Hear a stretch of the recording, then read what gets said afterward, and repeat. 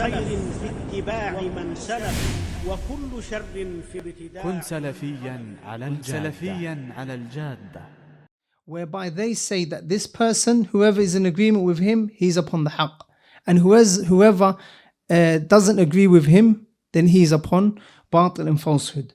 And I'll give you two examples from our contemporary examples, or some examples.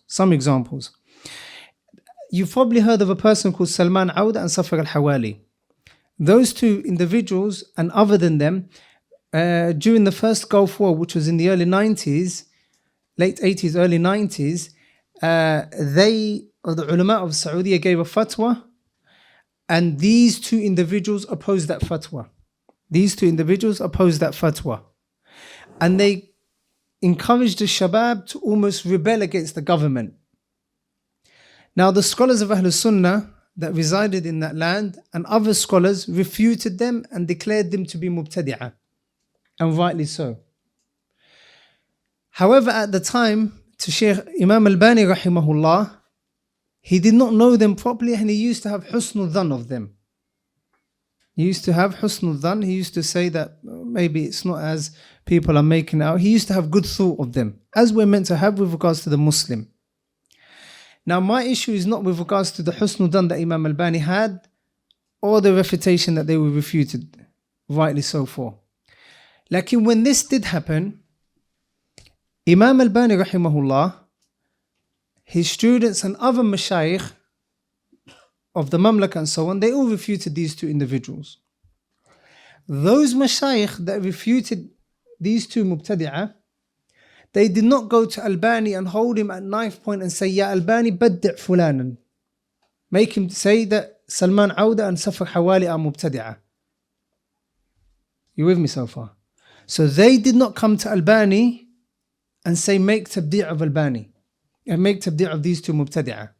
طيب. Nor did Imam al-Bani rahimahullah go to them and say to them, you are ghulat or extremist. Why have you made tabdi' of them? So note that these ones made tabdi' of them, and this Imam had good thought of them. طيب. In the end, obviously, it was clear to Shaykh al-Bani rahimahullah as well, and he warned against them. Lakin the mahal shahid is, did Albani go to individuals, hold his students by the collar and say, baddi' fulan, why haven't you taken mubtada'? Why haven't you refuted them? Why haven't you stood beside me? No, he didn't say that. And note, this is a live example that it's these waqa'i you can't really change. It's not like things that you can rub out. That's the waqi' that we lived in. That was the waqi' that was around at the time. So no one forced the other person to take a certain stance. Now, if that was what was practiced during the time of Imam al-Bani and Ibn Baz, and then when they died, something else was practiced, billahi alaykum, who changed? The one that is saying don't force your opinion upon a person, or the one saying you have to follow this sheikh? Who's the one that changed? The one that changed is the one that is saying, if my sheikh made tabdi' of this person, you must make tabdi' of this person, as we shall see in the mukhalafat. Lakin, this asal goes back to having al-wala' wal-bara' lil-haqq, allegiance, love, allegiance and support to the Quran and the Sunnah, and anyone upon the Quran and the Sunnah upon the understanding of the Salaf al-Salih.